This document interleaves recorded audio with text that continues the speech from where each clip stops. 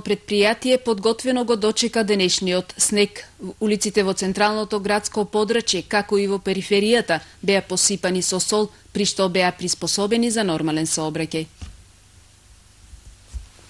Денес Радовиш, осебна подснежна бела покривка, колку можеме да кажеме дека јавното предпријатие Плаваја одговори на овие снежни наноси во однос секако на расчистување на патот, односно посипување со сол. Што се однесува со времето, точно оти Радовиш осебна под бела покривка, односно снег, ние имаме како јавно предпријатие договор со општината да вршиме само посипување, односно фрлање на сол. И тоа по повик на полицијата. Тоа неорганизирано имаме екипа и тоа денес го направивме.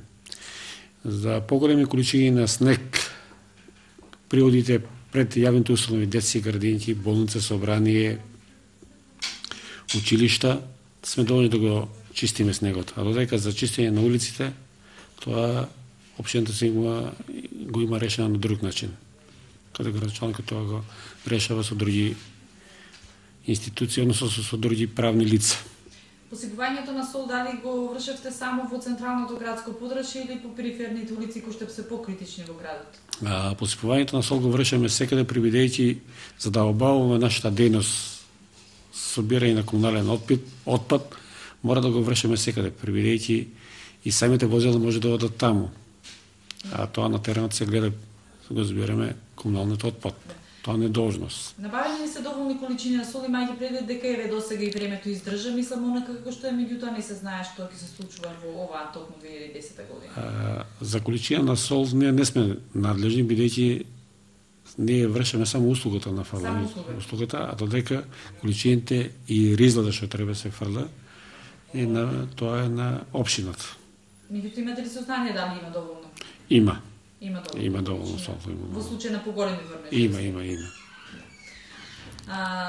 Директор, имајќи предвид дека од оваа година, од 1 јанари, стапи во сила законот за ХАСАП систем, односно заштита на производите на храната.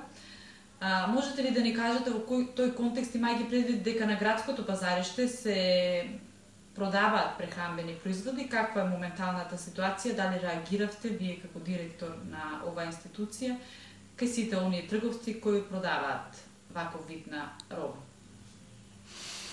Тоа можам слободно да кажам, уште при снимањето пред новата година, во старата година, кажав јасно да со стапувањето на ХАСАП системот ние не се спремни на пазарот да обавува таа дејност, да се продават храна, и сите трговци, па и луѓе, физички и правни лица се известени со писмено дека не смеат да продават храна, но сепак тоа се забележува.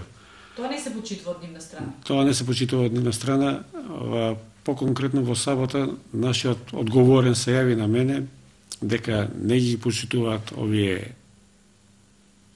прописите за ХАСАП системот за продавање на храна на отворено и ме праша што да прави. Јас му кажав отворено на нивна одговорност, нека потпишат изјави, иако не може ние физички да ги отстранеме, знаеш. Сепак во наредниот период ќе се организираме подобро за да не ги пуштиме натре да продават храна, бидејќи и јас свесни сме да нашиот пазар, градоначалникот има замисла да го реновира, да го прави покриен систем, а тоа кога ќе се случи самиот знае кога треба да биде.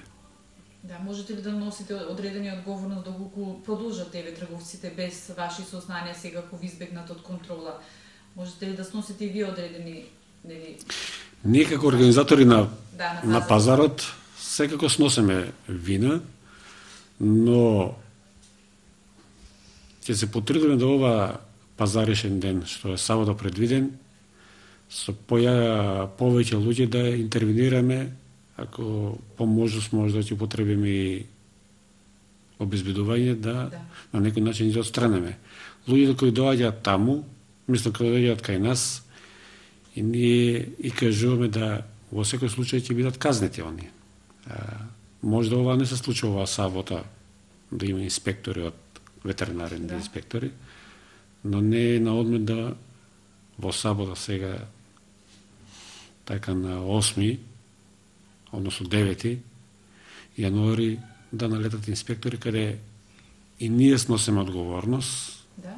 Може казница и то доста големи, високи, така да за правното лице е некаде околу 15.000 евра, плюс 7.000 евра за одговорното лице и плюс 500.000 евра за самиот трговец, односно физичко лице.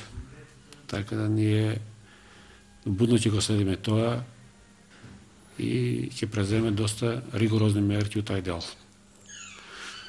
Тоа е за храна од млечни производи, риби и така натаму што има, маслинки, а додека за јајца треба да се продаваат во барака, но сепак имат тие за поблаги критериуми за ХАСАП системот.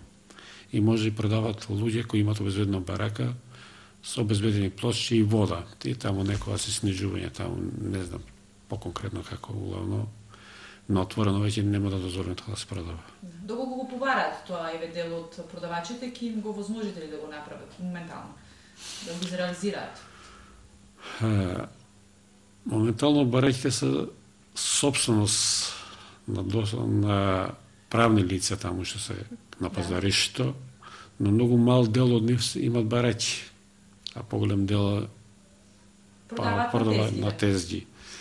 И така да со собствени бараќи место ние немаме и како што кажав, ние може да вклучиме договори само за 3 месеца.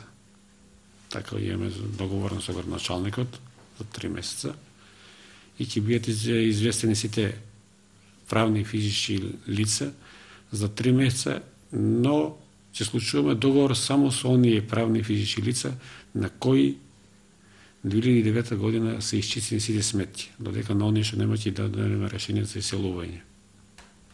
Прибидејќи не можеме ни да имаме побарување, а оние да се однесуват несвесно.